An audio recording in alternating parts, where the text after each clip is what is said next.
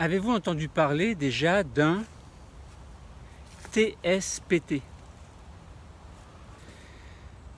Nous allons essayer de l'expliquer en quelques mots, sans entrer trop dans les détails.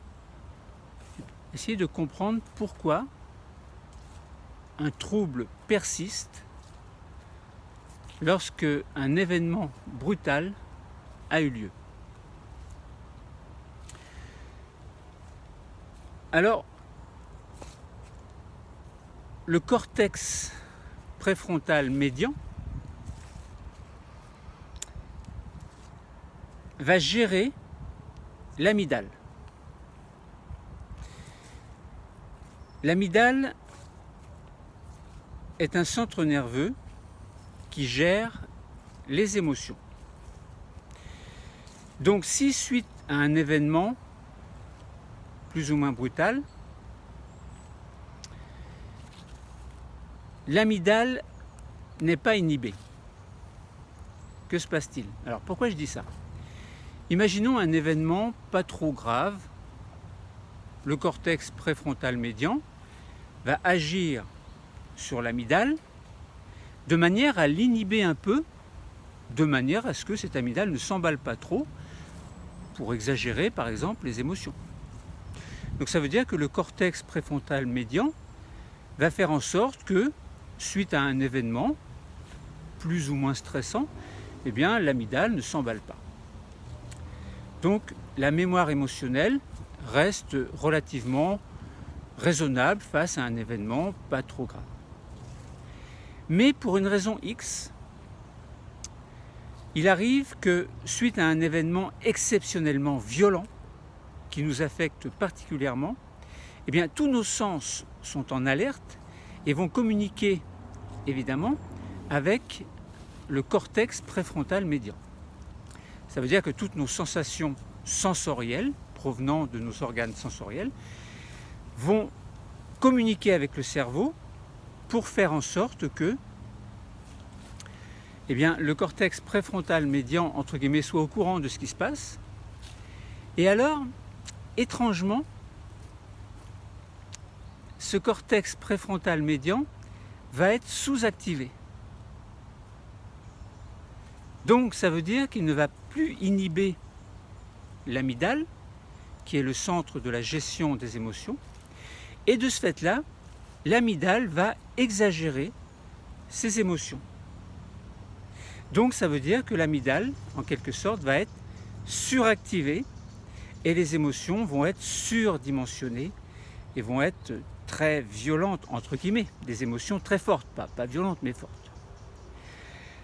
Alors, bon, vous allez me dire, bon ben voilà, l'événement a eu lieu, l'amygdale a fait son rôle, elle a fait ses souvenirs émotionnels très perturbants, très gênants, très déstabilisants. Mais alors, une fois que l'événement est passé, normalement, tout va très bien. Eh bien, pas tant que ça. Alors, ça dépend de l'événement. Je parle toujours d'un événement qui est extrêmement violent. Alors, ça peut être plein de choses. Ça peut être un viol. Ça peut être un attentat. Ça peut être un accident. Ça peut être beaucoup de choses qui vous est peut-être arrivé et dont vous avez du mal à vous débarrasser. Pourquoi? Parce que le souvenir persiste. Pourquoi est-ce qu'il persiste? Parce que lorsque, par exemple, vous vous rendez sur le lieu de l'événement, ou simplement lorsqu'un bruit, une odeur, quelque chose vous rappelle l'événement, eh bien, c'est ce qu'on appelle le contexte. Vous êtes dans un certain contexte. Autrement dit, ce contexte correspond à une mémoire contextuelle qui, elle, est gérée par l'hippocampe. Donc l'hippocampe est le centre de la gestion de la mémoire contextuelle, c'est-à-dire du lieu, des choses qu'il y avait à droite et à gauche, une odeur, un bruit, une voiture, un personnage particulier, un arbre, un avion, etc. Quelque chose, un bruit, une odeur. Voilà, que l'hippocampe a mis en mémoire. Donc l'hippocampe gère la mémoire contextuelle.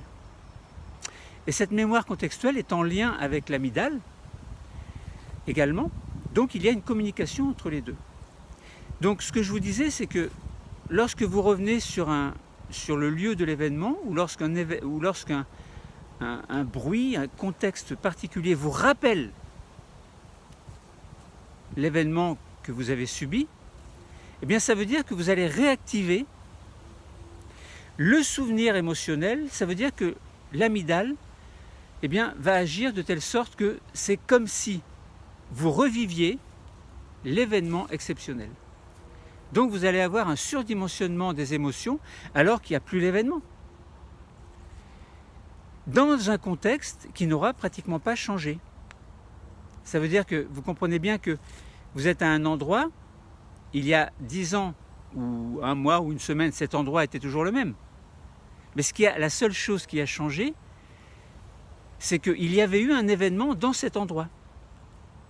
Donc il y a 8 jours, par exemple, il y avait l'endroit et l'événement. Aujourd'hui, il y a l'endroit et pas l'événement. Mais ce trouble, il persiste lorsque vous vous retrouvez dans une situation qui était celle correspondant au jour de l'événement. Autrement dit, le cortex préfrontal médian ne va plus agir comme tout à l'heure de manière aussi efficace sur l'amygdale. Donc le cortex préfrontal médian est sous-activé. De ce fait-là, l'amygdale, elle, qui n'est plus régulée par le cortex préfrontal médian, va être suractivée, comme je vous ai dit, je répète en fait. Mais alors que j'avais expliqué lorsqu'il y avait l'événement, là j'explique, il n'y a plus l'événement, mais vous êtes dans le même contexte. Et le souvenir revient. Les émotions très fortes reviennent. Le souvenir émotionnel contrôlé par l'amygdale revient, alors qu'il n'y a pas d'événement. Donc là, si cette chose-là, dans ce contexte-là, revient souvent, longtemps après l'événement, c'est que vous êtes dans le cas d'un TSPT. Donc ce système limbique, cortex préfrontal médian, amygdale, hippocampe, eh bien, a géré le stress qui vous a ému de manière très très intensive quelque temps auparavant. Donc voilà, en quelques mots relativement simples, comment on peut expliquer qu'un trouble de stress post-traumatique s'installe chez une personne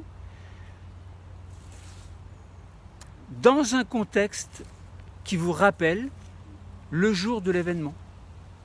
Alors ça peut être un bruit, une porte qui se ferme, ça peut être une odeur particulière. Si par exemple il y a eu un attentat et qu'il y a eu des fumées toxiques qui sont dégagées, eh bien plus tard dans votre vie, si vous ressentez cette fumée toxique, eh bien vous redéveloppez ce trouble de stress post-traumatique. Vous revivez la situation alors qu'elle n'existe plus. Donc voilà. Alors maintenant, comment soigner ça? C'est un autre problème et je n'en parlerai pas aujourd'hui.